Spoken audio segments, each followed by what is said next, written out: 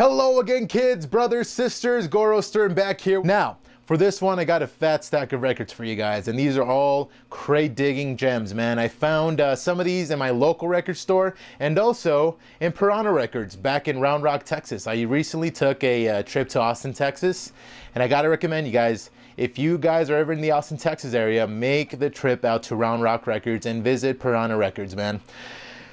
When I walked in there, it was like a breath of fresh air, man. I only went through maybe, I want to say 25% of the records they had in there.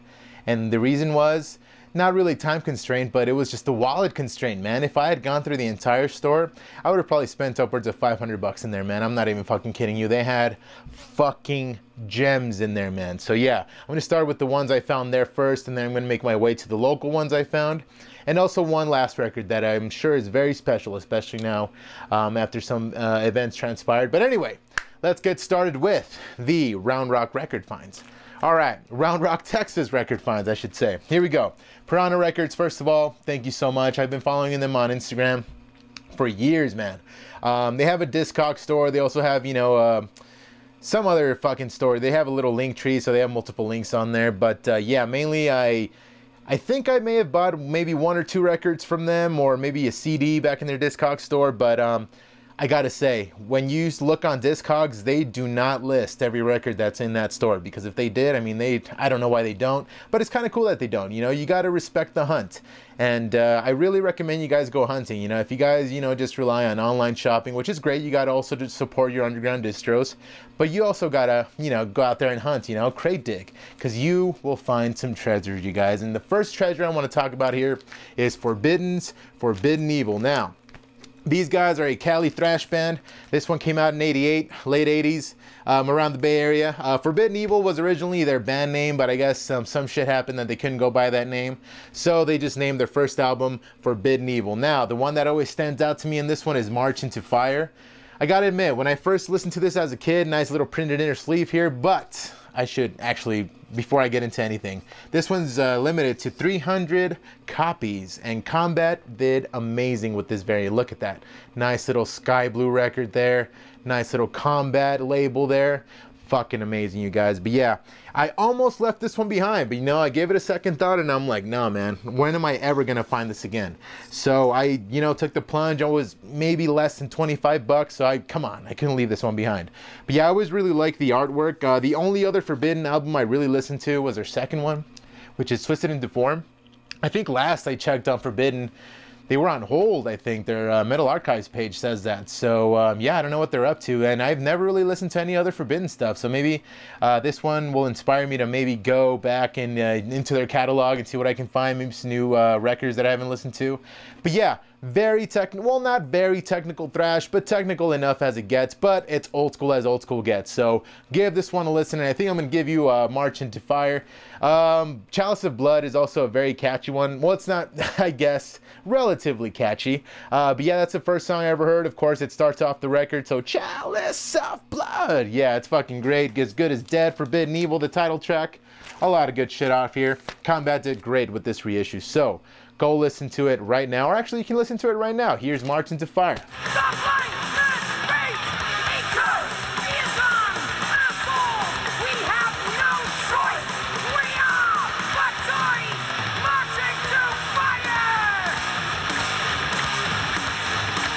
Talking about treasures, man, I never expected to find this one. Well, much less all of the ones I found there. This one, I never even expected to even have it in my collection, first of all. This is a record that I've been into for a couple years now. I got into Wasp a little late, but man, when I saw this, my eyes widened, man. It was the last copy on the shelf. I instantly fucking grabbed it out of there, put it under my fucking arm, and I'm like, no one is grabbing this from me, man. And the hype sticker, as you notice there, says it has a colored vinyl. I didn't even notice that the first time around, man. I got this one mint. It was shrink wrapped still, fucking wrapped around mint out of the fucking sleeves. I was ecstatic, man. So when I got back into the hotel, it surprised me to find that this record is translucent, fucking beautiful yellow, guys. I mean, look at that. that label there, that's also the same as the printed inner sleeve that I'm going to show you guys there, and the Immortal Wasp logo.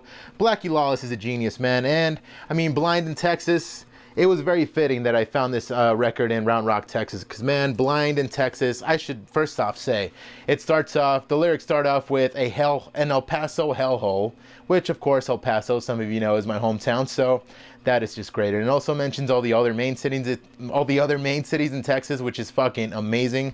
Yeah, Wasp is the shit. And also Jack Action would be another one of my main tracks, but the main one I want to talk about today is Wild Child. Here's a printed inner sleeve I was talking about. That is so fucking cool, man. When I saw this, I stared at it for a few minutes, man. I really took it in. And but yeah, man, Wild Child is definitely one of the best heavy metal songs ever written. Now, you can call Wasp glam metal. I mean, that's acceptable, sure. But to me, they've always been a traditional ass heavy metal fucking band. It's fucking great. And this is a heavy metal record, as heavy metal as it fucking gets. But yeah, Wild Child, man, it's a masterpiece, you guys. And also, if you want to dedicate a song to a girl, Wild Child is the way to go. But yeah, man, very iconic album artwork here. I gotta love Blackie Lawless, man. His fucking aesthetic there with the fucking chainsaws or the saws off his arm and shit. Wasp is the shit, man. You can't really just call him straight up glam, man. They really did not give a fuck. And if you really want to get started on Wasp, never heard him before, I really recommend starting with the first album, man. That's where it's at. But this one, it kicks so much fucking ass. And it's very fucking catchy. Ball Crusher is a really catchy song. But yeah, The Last Command, here's Wild Child. So look in my eyes and burn alive the truth. I'm a wild child, come and love me. I want you. My heart's in exile, I need you to touch me, 'cause I want what you do. I'm a wild. All right, man, now we're off to the East Coast. This is as classic gets. This is a debut record from one of the coolest fucking bands out there and one of the most thrash bands out there. And of course, I'm talking about the immortal Overkill's, Feel the Fire. I was gonna say Into the Fire. I'm like, that's not Into the Fire. Feel the Fire, which is the title track and is my favorite track off this fucking record, man, because of Bobby Blitz's fucking vocals, man. There's a fucking, I think we can call it the bridge. In the middle of the song, he goes into the slower part, and he starts it off with, fire, fire, feel the fire. She burns on the stake like a witch. Cut her, slash her, slit her throat. There's nothing I despise more than a bitch. Oh my God, man. I think that's the song I'm going to show you for sure, definitely. And I think I'm going to put that part on, because once you hear that song, you will definitely become an Overkill fan. That's what happened to me, man. I think the first Overkill song I ever heard was Elimination, which is off their 4th record, if I'm not mistaken. But once I got to this record, man, this is where it's fucking at a strong ass debut. And just look at this, man. Green as ever as the fucking logo. That is so fucking fitting, man. I fell in love with this pressing as soon as I fucking opened it. I had no idea it was colored. Nowhere did it say it was colored. So this was a very nice surprise. Another very good reason to go crate digging. I mean, you gotta respect the hunt, because there's nothing like buying a record, going back home, opening it up, and then seeing that it's fucking colored, man. I mean, sure, I love standard black.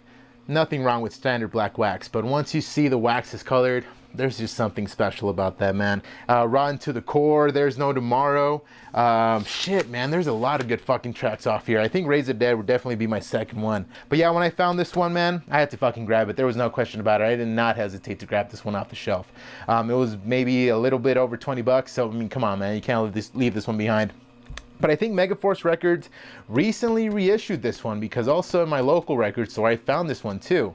So if you guys really just go out there and just find it, I really recommend you grab it, because you, no doubt, if you're a thrash fan, you'll like it. I mean, this is kind of where it started. I mean, part of where it started. I mean, this is some of the East Coast best fucking stuff. And Bubby Gustafson and Rat Skates on drums, Bobby Blitz. I mean, come on, man. Feel the Fire.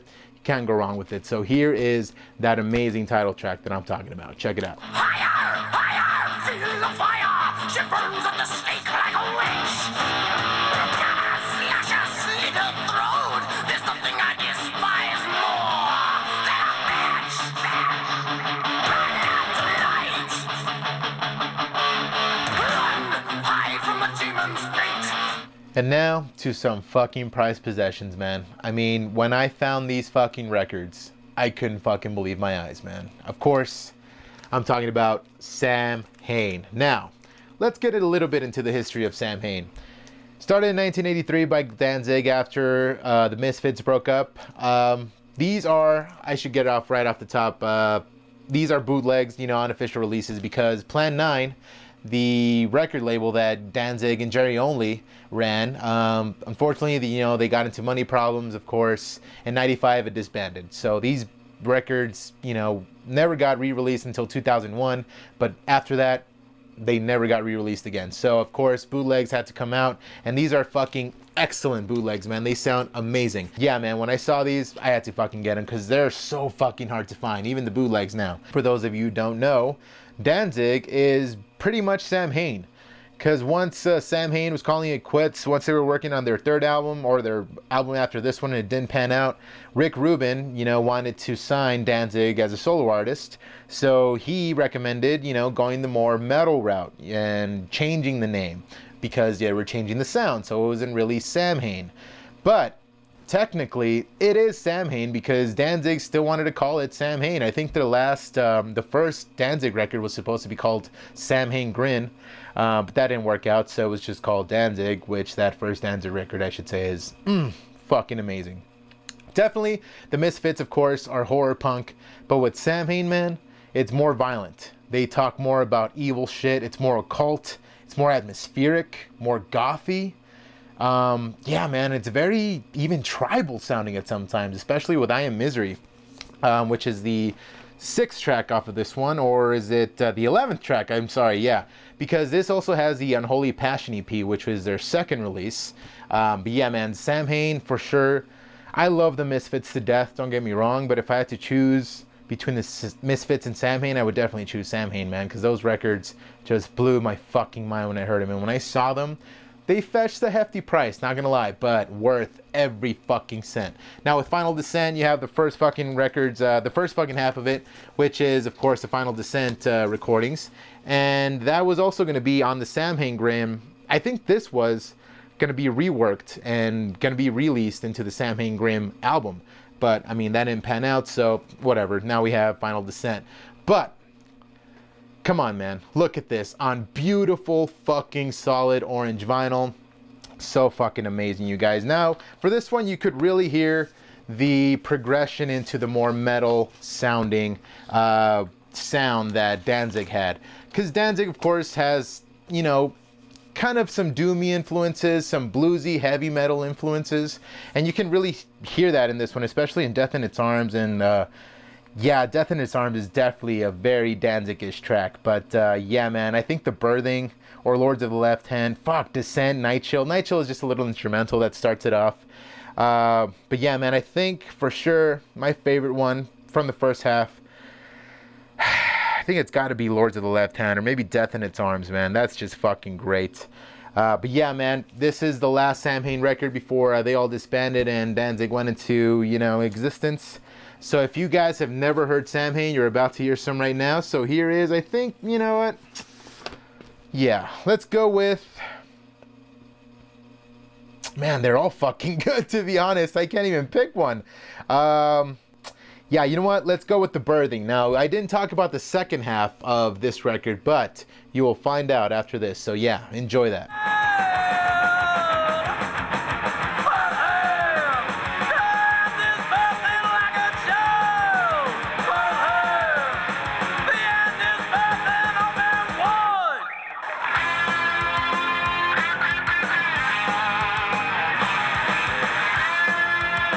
Alright, man, so let's hit on to the next Sam Hain release that I found at Piranha Records. And let me tell you, once I saw this album artwork, man, even I knew what this fucking album was, but even if you're just a shopper, you know, just going through the shelves and you come upon this, it's really hard to leave this one behind, man. This is the Unholy Passion EP, and it's all perfection, man. They're all my top tracks off of this one. I mean, Unholy Passion, I Am Misery, I think for sure has to be my favorite.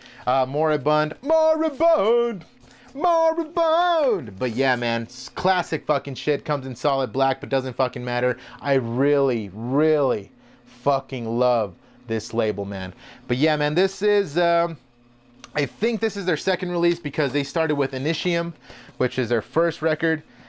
And I might talk about that record soon. We shall see. But yeah, man, Unholy Passion, it's where it's at, man. That fucking artwork is just stunning, man. And look at this. I mean, look at the back. There's the Danzig skull that we all fucking know and love.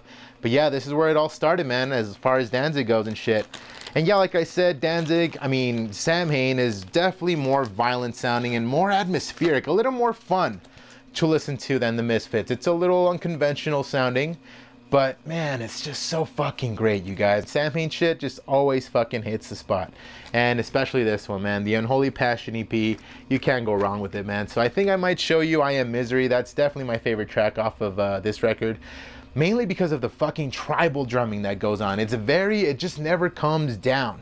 It's just constant and constant and constant. And it's just like it lulls you in a way that you just want to keep listening. You just want to get lost in the music, really. And yeah, man, Samhain, Unholy Passion, whew, fucking amazing. So yeah, take a listen to I Am Misery.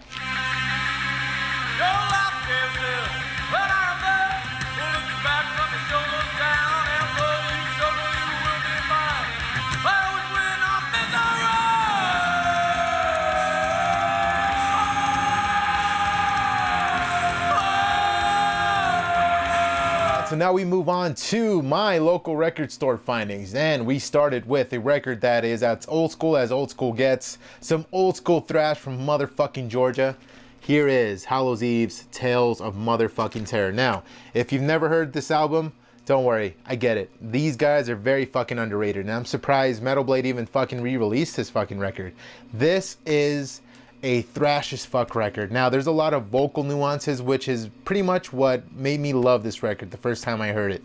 And it's very weird because the first song is called Plunging to Megadeth, and it's very weird to see the word spelled right, being Megadeath, which of course we all know, or we're all very familiar with the Megadeth band name, which has no A in the death name. But anyway, Tales of Terror is where it's fucking at, man. My favorite song off of this one is The Mansion, mainly because of the little dual leads off the start of the song. It really gives me a very Merciful Fate vibe. But fuck, man, this album is fucking intense. Metal Merchants has to be my second one. Metal Blade has been kicking it out of the park, hitting it out of the park, I mean, with these fucking reissues. I mean, look at this. Beautiful fucking double-sided poster. Here's a beautiful album artwork there. A pic collage of the band and shit.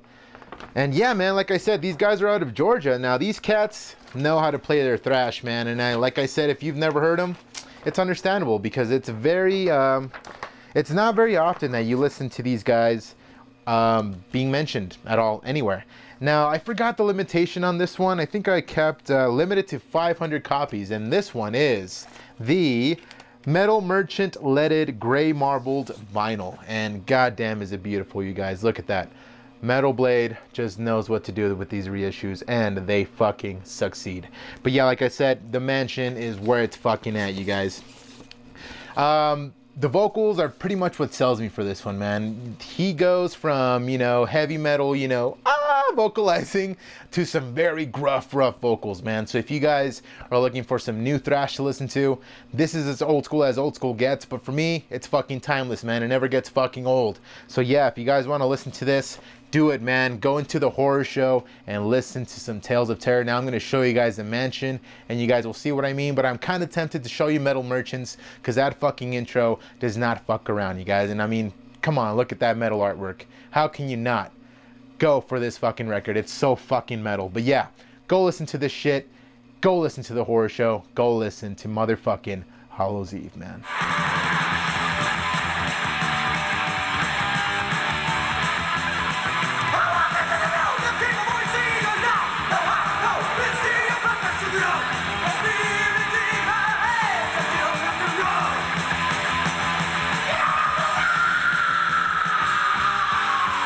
Alright, man, so now we're gonna head to the Great White North with one of the greatest Canadian metal bands of all time. Here is Annihilator's Alice in fucking Hell. Now, the main thing to look out for in this one, Jeff Waters is riffing, man. Jeff Waters is a fucking icon, man. He's a guitar fucking god, man. His fucking riffs are intense, complicated, technical, but they're so fucking good, so fucking heavy. I mean, being Canadian, it's no fucking surprise, right? But yeah, Randy Rampage's vocals, he does very fucking good this one, especially in WTYD, which stands for Welcome to Your Death, which is my favorite fucking track. But I think the one that everyone has heard, there's even a fucking music video for it, is Alice in Hell. And it's not Alice in Hell, it's Allison, the name Allison, Hell, which is a fucking, you know, it's a great fucking song, but Welcome to Your Death is where it's at. Here's a nice printed inner sleeve of the guys there.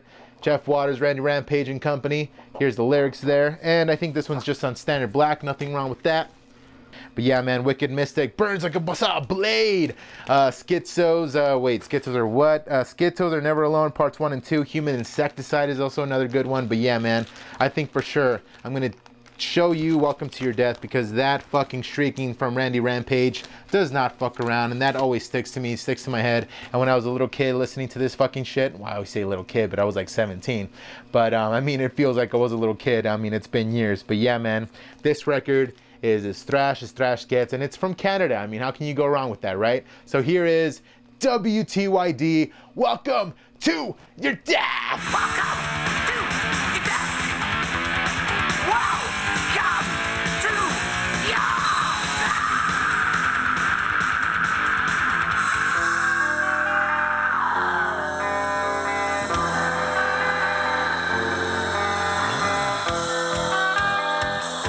Alright, man, so now we're gonna head back to the States, back to the Bay Area, and some of the best Bay Area thrash that's ever been written comes from these motherfuckers. Formerly known as Legacy and now known as Testament. I mean, come on, here is Souls of Black. This is my first Testament record that's hitting my shelves, and what a fucking record to start with, man. I mean, Souls of Black, I should say, the title track is a song that I've always wanted to hear Testament play live, and they never have, man, unfortunately. I've seen Testament 6 times now, and they've never played that goddamn song. But, you know, maybe one day, right? Never hurts to dream. But yeah, there's a lot of classics in this one. Malpractice, Falling Fast, which is my favorite one, because in the chorus line, Chuck Billy goes a little bit into some death metal growls, man, which I think I'll show you guys that song once I get to, you know, the little preview here. But yeah, Falling Fast, Malpractice, 7 Days of May, The Legacy, which is a softer one of my favorites too. The Legacy is a very great song to just cruise around to, man. It's a very epic sounding song, kind of a power ballad, I guess, if you want to call it that, but I don't like calling soft thrash songs power ballads. Kind of, you know, kind of demeans them. But I think this was around the time that Testament, you know, got ordered by the record labels to, you know, put a softer song in there, because in Practice What You Preach, they had a song called The Ballad because the record company wanted it. So anyway, Souls of Black, also the title track, is fucking stellar, fucking dynamic. But yeah, let me show you guys this record. It comes in standard black. When I found this one, I had to fucking get it, because I mean, I have no Testament in my shelves up until now. But yeah, this one comes with a printed inner sleeve, printed lyric sheet. I keep calling lyric sheets. I keep going back to my fucking videos reviewing them. I don't know why I call lyric sheets printed inner sleeves. They're not. This is not a printed inner sleeve, man. It's not a sleeve. So forgive me for that, you guys. I'm sorry. Sometimes I talk too fast. I'm not really thinking about what I'm saying, which I really should. But anyway, here we go with some standard black. This is a Roadrunner reissue, and goddamn, man, I mean, Chuck Billy, Alex Skolnick, Eric Peterson, I mean, come on, man. Greg Christian, great fucking dynamic unit, man. Testament does not fuck around. But yeah, I think the next one I really want to get is their first album, which is called The Legacy. So many fucking classics. The Legacy is definitely my favorite, but Souls of Black has always been one of my favorites. I mean, just look at that album artwork, man. Fucking great thrash, fucking amazing songs on this one. Here is Falling Fast. Enjoy that shit.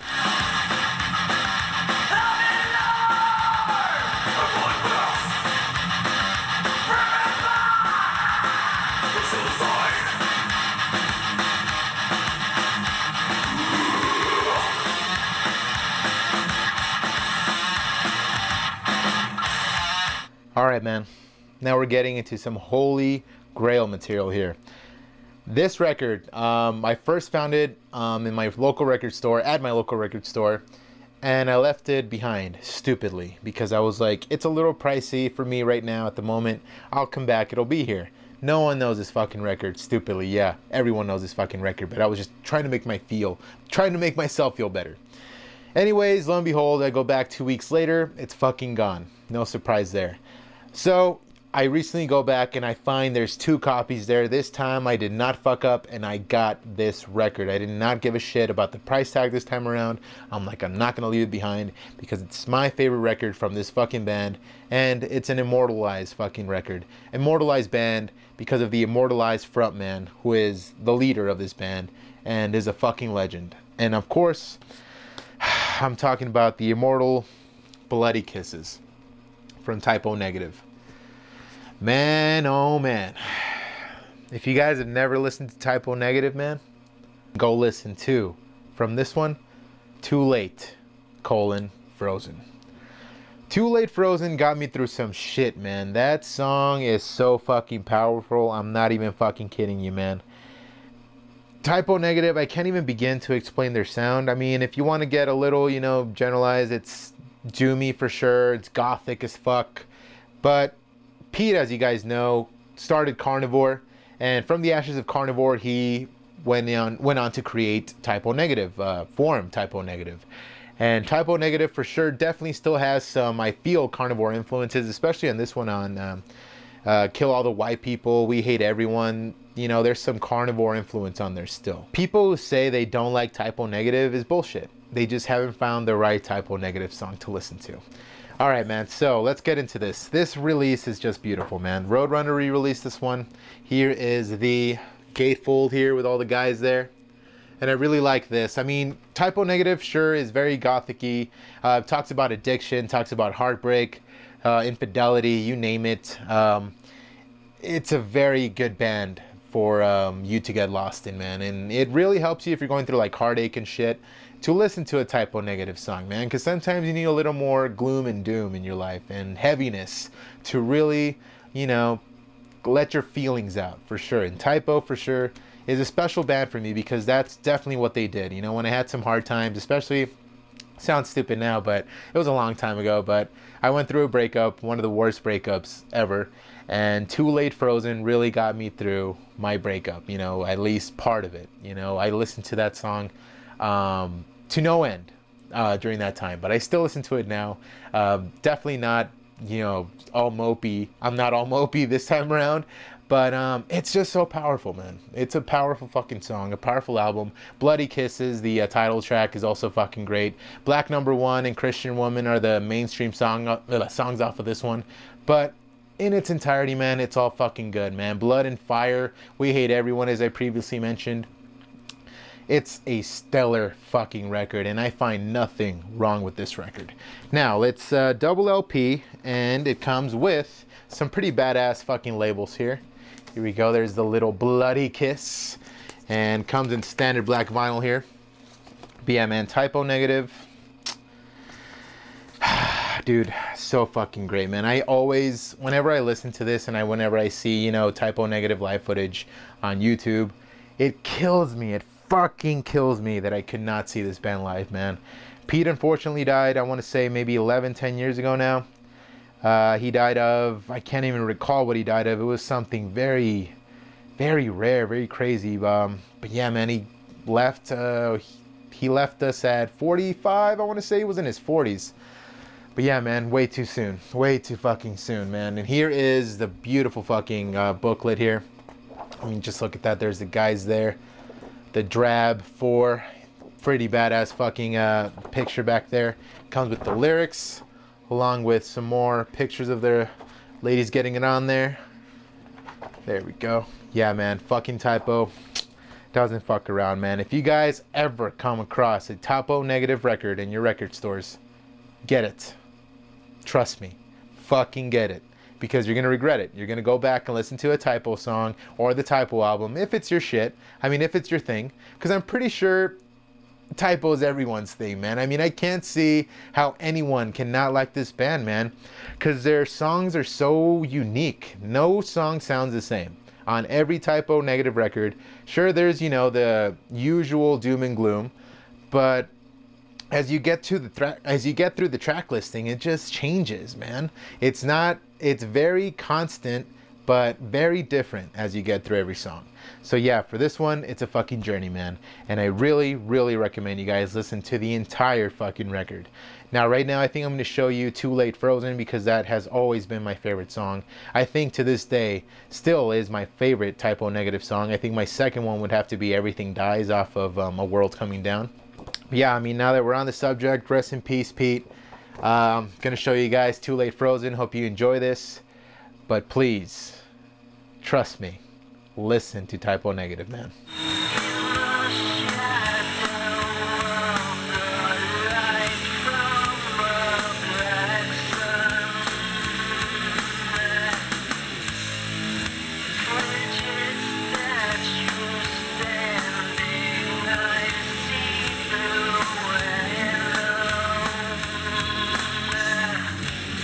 Alright guys, well we finally get to the last record of this stack.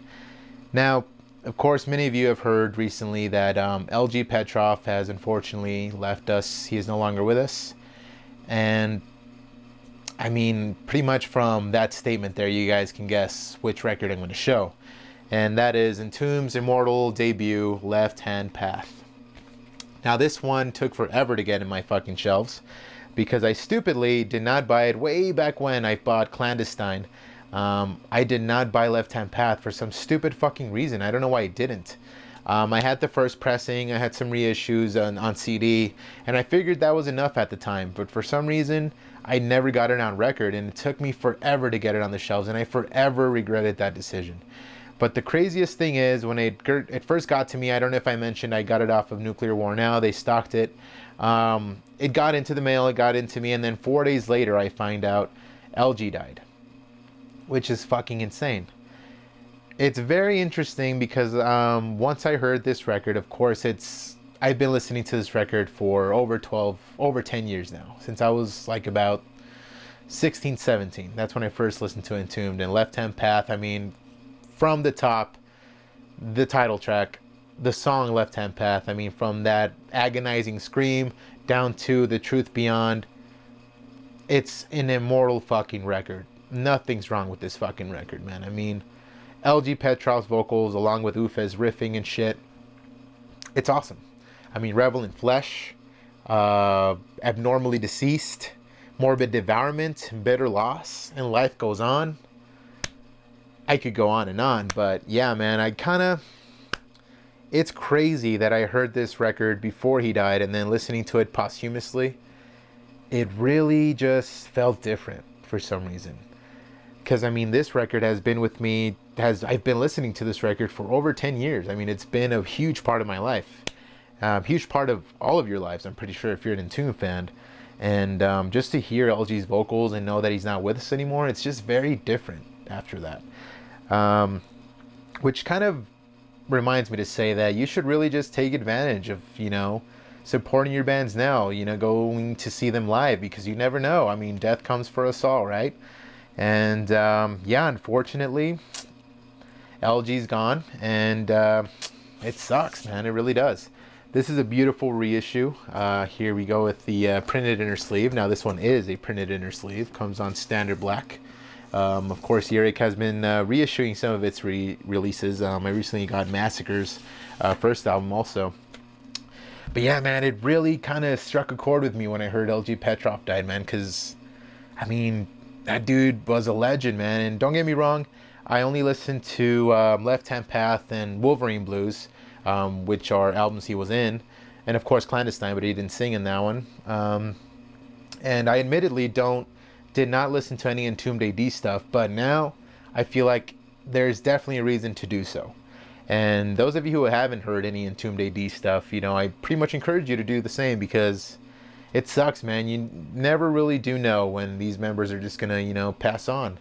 And it's very unfortunate to see that, you know, our legends, you know, our heroes are pretty much getting, you know, a little older and stuff. And it sucks, you know, because they will forever for sure leave behind a legacy, but it's just a bummer to see them pass on.